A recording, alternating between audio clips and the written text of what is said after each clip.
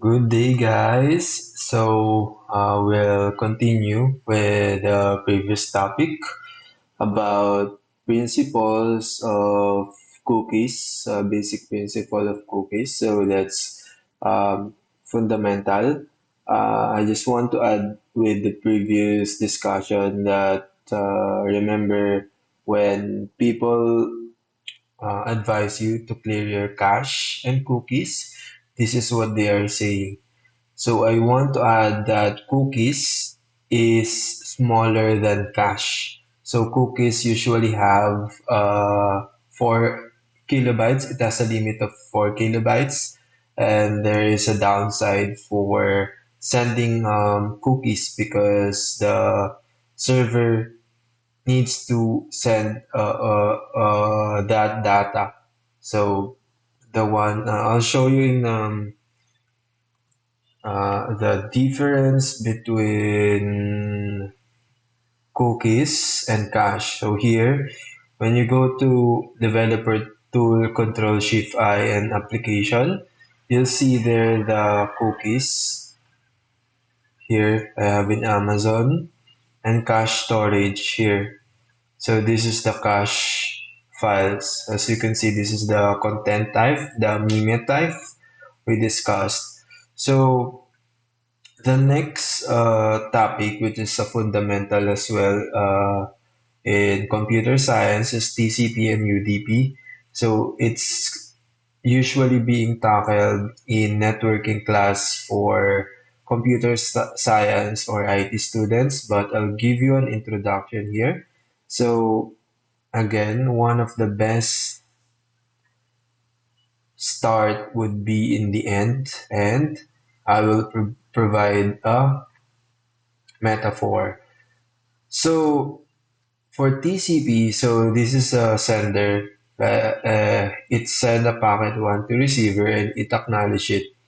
So all of the request has been acknowledged. For UDP, some requests could potentially be lost. So for example, live video like Zoom, they use UDP because for video it's okay for you to have that log, right?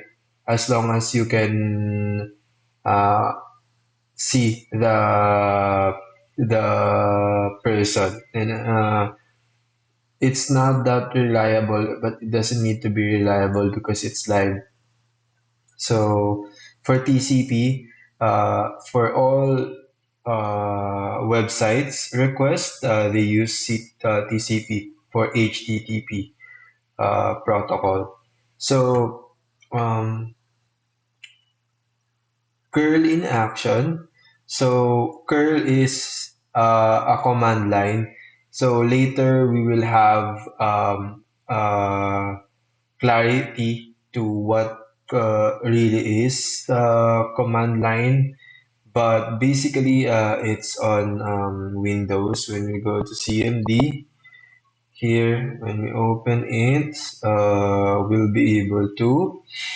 Here's the sample of a curl to my website.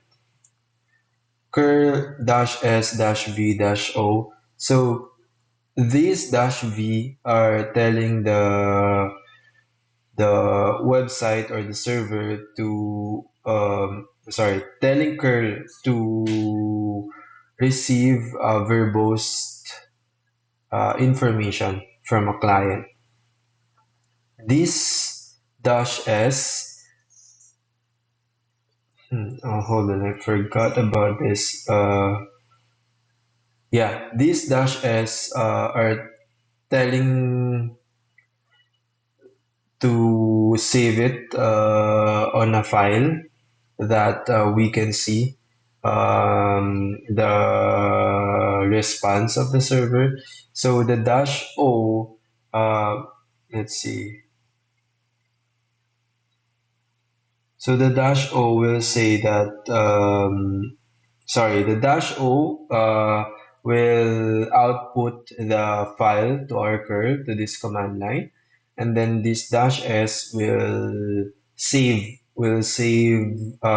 will not save rather the errors of the website, because usually errors are a large file. So when we enter that here, as you can see, guys, IPv4 uh, get, we're using HTTP 1.1 version, and this is the host. User agent is curl. It can accept any data format. So this is the status 200. Okay, HTTP status, content type HTML. So there, yeah, that's the sample curl. So that's another way, because earlier we saw the response and request information on Google Chrome Developer Tools. Now we can also use curl command line. It's available to most operating system to see those information. So polling and long polling. So I'll start with a metaphor. So imagine you're in a house. Where you order or you request food from a chef.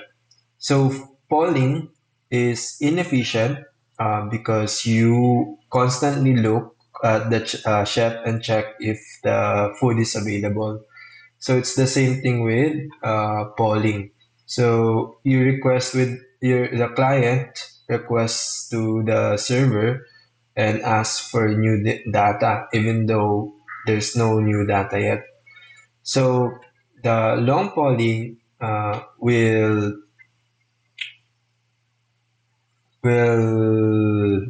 uh, yeah. So let's see. So let me check this.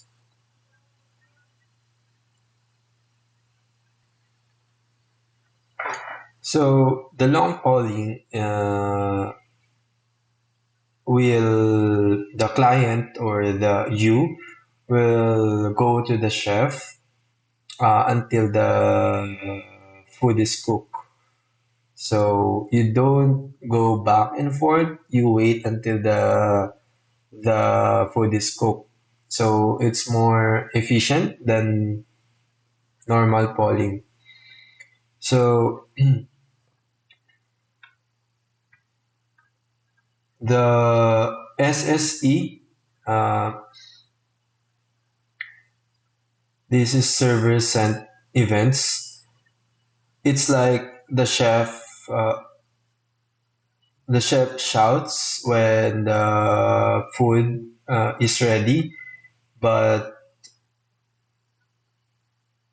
you can't you hear the chef, but you can't respond because the communication is only from client or sorry, from server to client. So it's a this is unidirectional communication. So what we mean by unidirectional communication is you can only communicate one way. It's either from client to server or server to client. So for polling, the ones communicating is the client. For the SSE, it's the server. So it's the chef that's shouting now to the client, but the you can only hear that, but you cannot respond. For WebSockets, it's like installing a telephone. Both of you can, chef and you can talk to each other whenever the food is ready, and vice versa. It's not unidirectional, it's bidirectional communication. So that's it. Here's a metaphor. Another metaphor is the postman and the mail. So imagine you have a mail for polling. You check a mail. Sorry, you send a mail and then you wait for the server response. So there's an acknowledgement. So that's a TCP communication. So all of that is actually a TCP communication. So there's no UDP on that, but for mailing, so long polling, sorry, polling for mailing metaphor is like you going to the mail, waiting if you receive the request or the letter, and most of the time you go home empty-handed.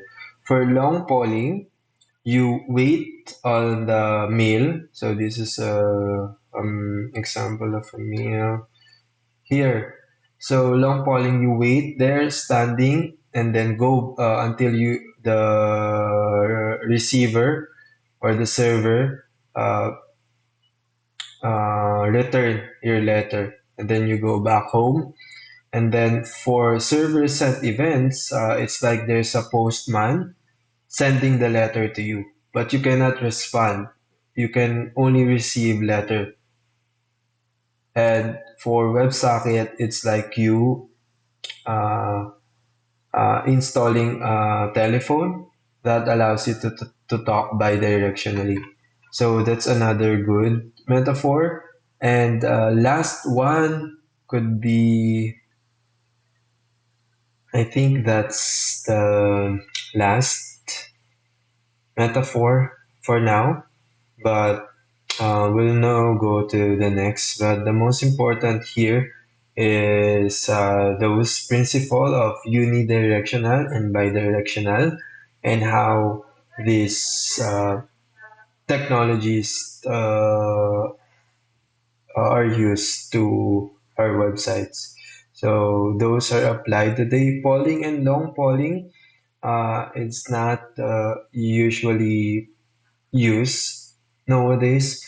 It's we're usually using server sent events and WebSockets. Another thing about WebSockets is that the client need to have a WebSocket, which most browser has, and server can have should have web should support WebSocket protocol. So it's a protocol, and then the HTTP2. So whenever like you are surprised when something got downloaded without your permission, it's because of the server are using HTTP2. So for HTTP2, you don't need to refresh the page or click the download anymore. The server could automatically push download as long as you're open on that tab on the website. So let's say here, so that's the HTTP2. So forgot here, and then the